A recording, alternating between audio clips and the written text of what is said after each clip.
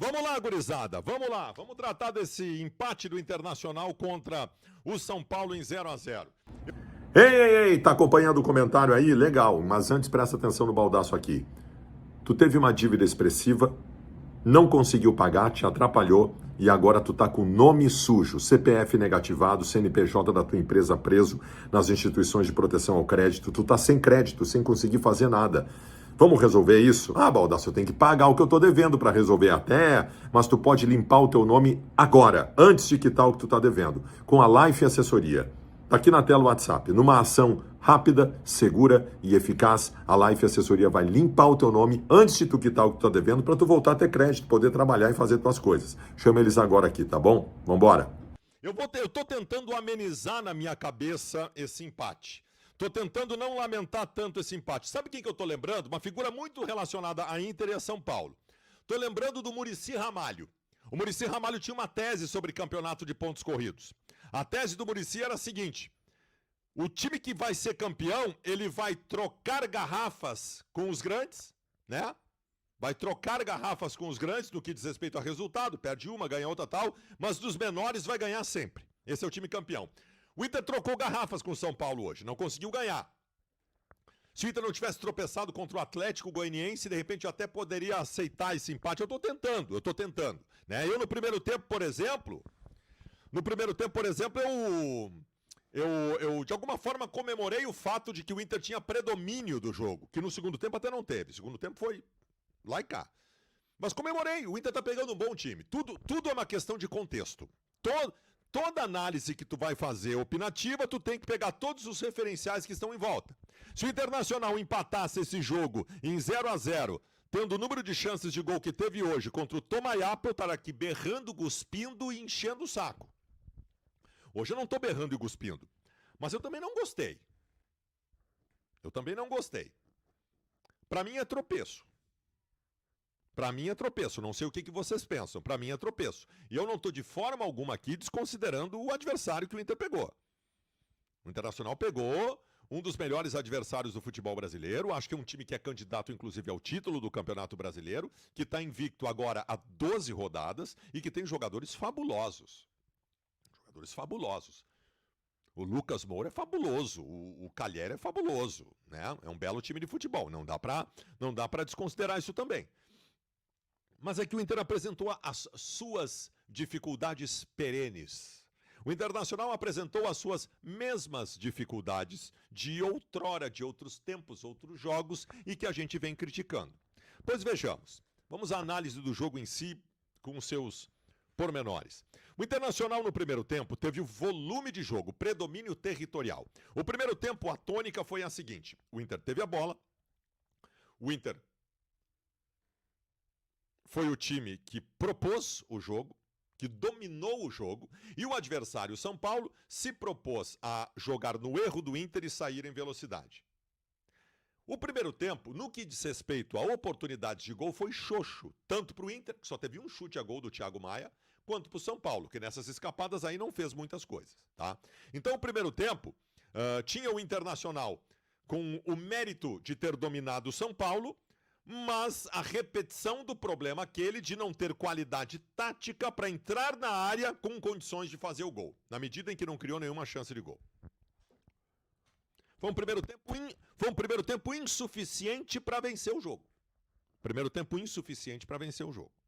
E aí vem o segundo tempo, e muda toda a história.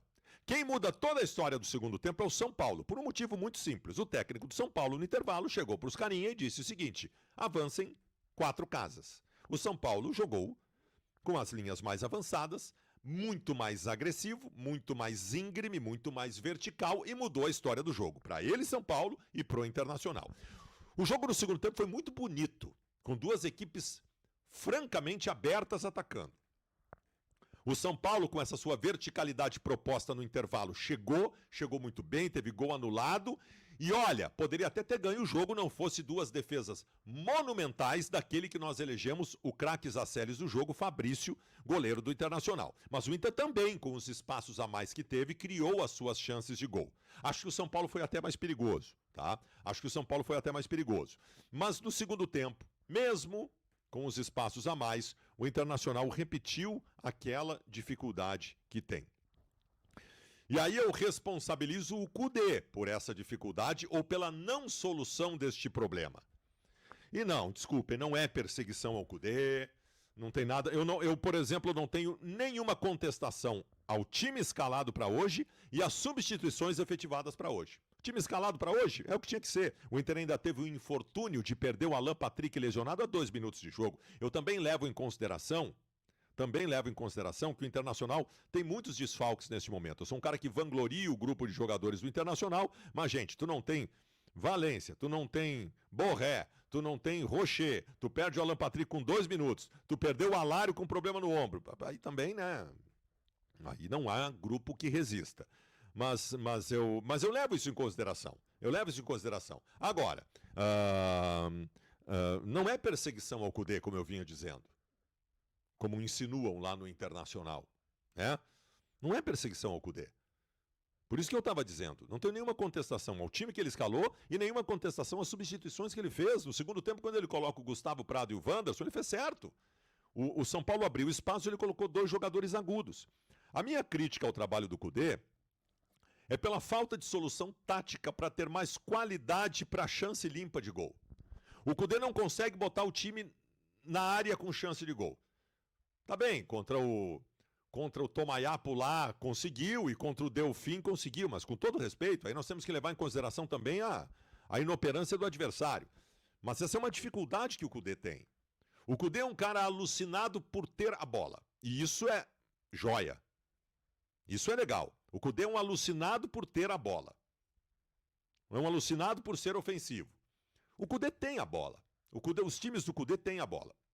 O que está faltando ao time do Kudê é que o time do Kudê tenha a condição de ter uma triangulação mais qualificada, de ter uma jogada surpresa de toca e recebe para que alguém entre com mais qualidade com a bola no chão para botar a bola para dentro, que a gente não tenha que se valer tanto de chuveirinhos na área para tentar a sorte de fazer um gol.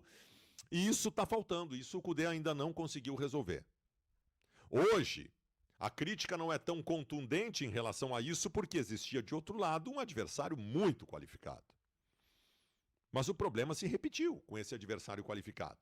Se fosse isoladamente no jogo de hoje, eu estaria aqui repassando essa dificuldade à qualidade do adversário. Mas esse problema de hoje ele se repete, porque o Inter teve esse problema contra times deste tamanho.